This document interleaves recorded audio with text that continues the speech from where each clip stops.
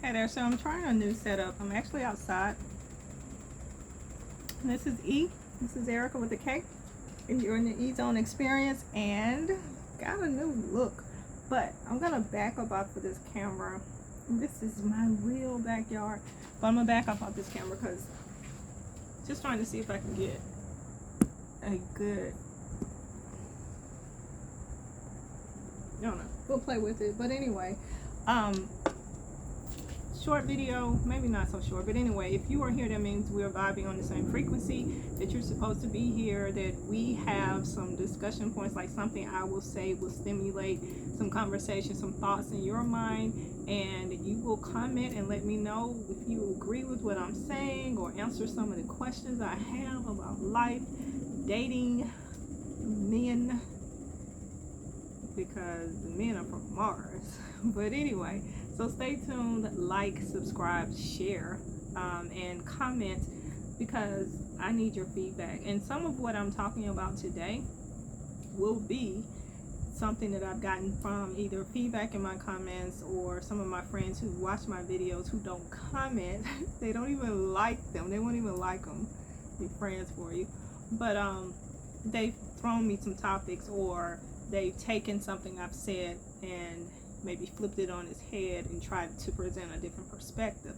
So one of the topics that one of my guy friends actually introduced to me was, he was like, what about the women who are trying to be submissive to, oh, y'all like my shirt? It's the wing girl. I am the wing girl. So for my friends, we go out, I'll support it. They found a dude they like. So I am definitely off topic, but if I go out with my friends, one of the things that I love about it is our taste in men so very different. Like, it's very rare that we see the same guy and are attracted to them. And I love that for us, because it means we're not competing for the same man. But anyway, so I'm a good wing girl. But back to the topic. One of my friends asked about or suggested a topic of women being submissive to half-ass guys or half-ass jiggers or whatever, right? And I found that interesting, because I'm like, so guys are aware that there are men out here who are half-assing us, like half-ass being that man that we need them to be, or just being the man that they need to be, period, right? So I found that interesting, and when he suggested that, we moved on to another topic, but I had to put a thumbtack and take him back to that first topic that he mentioned, because I'm like, well, what is a half-ass guy to you? Because you're not dating guys, right? So how do you know that they are half-assing us? And he started just defining the criteria of a half-ass guy. Guys who don't work, guys who actually sit at home and their wives take care of them, or their girls take care of them, and she's worked all day and she comes home and he's asking about when dinner is going to be served, like not prepping anything, not cooking anything.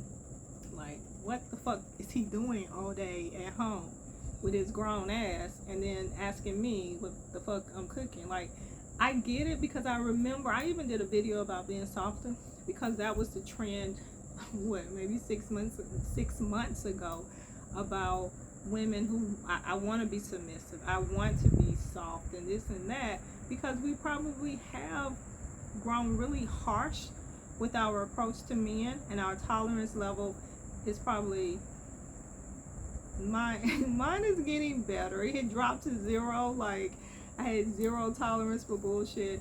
My level of compromise was, and I have not been looking at the camera, so this is gonna be ugly, but we'll figure it out.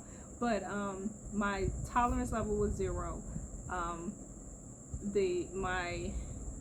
My level or my acceptance of bullshit was non-existent. Like, I was at that point, like, I'm not, if you don't check this and this, I'm not interested. And somewhere I've learned to compromise. That's what I was getting ready to say. My level of compromise was zilch. So somewhere between 35 is when I divorced. That's when I found the new E. So 35,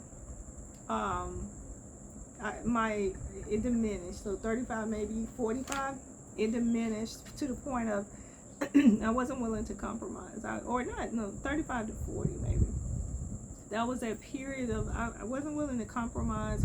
If you didn't hit my marks or check boxes, I wasn't interested, and it worked because I was not without any companionship, whether a real relationship or a situationship or situationships or relationships. There was never a period there was any downtime. And now as you're getting older and the dating pool, I don't know if it's because the dating pool is getting smaller because we're getting older, or there are more men who are coming out who maybe moved from that DL position or that role that we didn't know about, who are now presenting themselves as gay. And then of course we keep blaming it on the prison system that most of the single guys are locked up, and then just losing them to violence and crime. They're dying, and also due to mental health issues, so suicide and not taking care of our bodies, or just bodies failing us, or us failing our bodies. So heart attacks, strokes, or whatever. And then COVID took a lot of people out, not just the men, of course. But my point is, my tolerance, my compromise level has changed. And because I'm getting older, and maybe because there's not as many guys warming up on the bench, or because there are less guys in the dating pool, whatever it is, it has shifted, right? And so when he was talking about women who are submitting to half-ass men, I wonder if it's because our tolerance level has changed, because they're maybe one day just submissive women. Maybe they don't have a desire to lead. They like having a man in their house.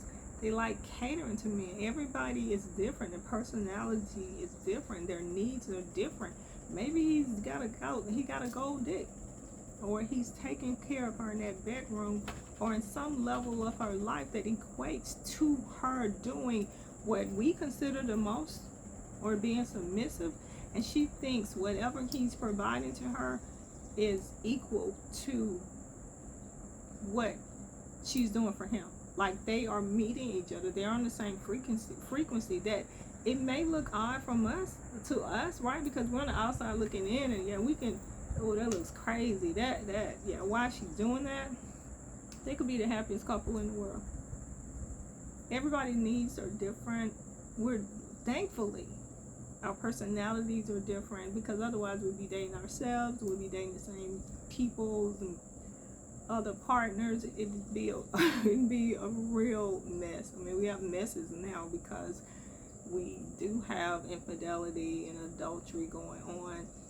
And I've said it before in a video, I don't know about this monogamous stuff. Like, I'm all for being monogamous and being in a relationship with only one person. And I'm drinking my version of a cocotini, which is vanilla extract, vodka, Malibu rum, cream of coconut, so like a little cream of coconut, and pineapple juice.